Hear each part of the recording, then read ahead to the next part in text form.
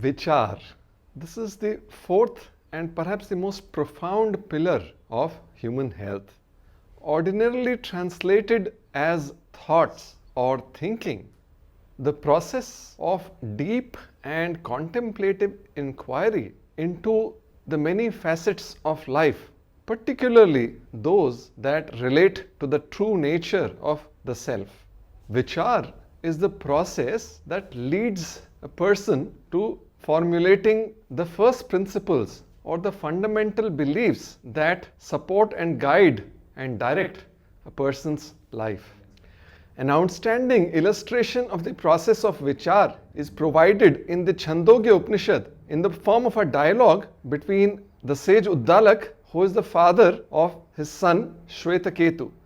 Shwetaketu comes back after many years of learning at the university and is a little conceited on account of his knowledge. So one day Uddalak asked his son, "Have you also been taught the knowledge of that, knowing which everything else can be known?" The son said, "What is that? I do not know. What is it by knowing which everything else can be known?" So Uddalak says, "It is the very true nature of yourself." He says, "No, father, please tell me." So the father instructs his son to fetch a fruit of the nearby banyan tree. The fruit is brought. He said, "Now break the fruit. What do you see inside?" "There are numerous seeds," reported the boy. "All right, break one seed. What do you see?" "Minute seedlings are what I see," replied the boy. "All right, try to break one of these seedlings. What do you see?" With much difficulty, the boy broke the seedling only to find nothing but empty space. He reported that there is nothing therein, whereupon the sage said, "But it is this very nothingness that gave rise to this giant banyan tree." In a similar way, the essence of yourself is that transcendent being which, while not manifest, nevertheless is the source potential of all that you are. Tattvamasi Shwetaketu, thou art that, is the famous Mahavakya that arose from this process of contemplative inquiry.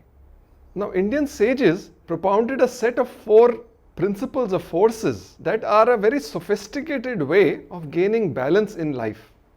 These principles impact every aspect of the mundane life very profoundly. The first of these is known as dharma, or the fulfillment of your sense of responsibility. This may be to oneself, that is keeping oneself healthy, to your near and dear ones in terms of supporting them financially and emotionally, doing work diligently, and serving your community and society, etc. The second one is artha, or the gathering of material resources that can support the fulfillment of one's responsibilities.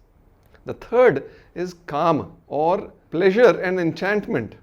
Kama refers to the fulfillment of a person's sensual and pleasurable desires, and also the need for aesthetic enjoyment of life.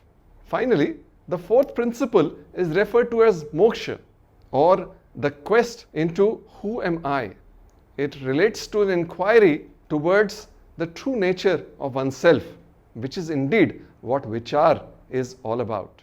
Moksha is a reminder of the divinity that is inherent in each human being, the discovery of which lends fulfillment to one's life. So please engage in vichar or contemplative inquiry in order to make your life meaningful, purposive, and beautiful. Thank you.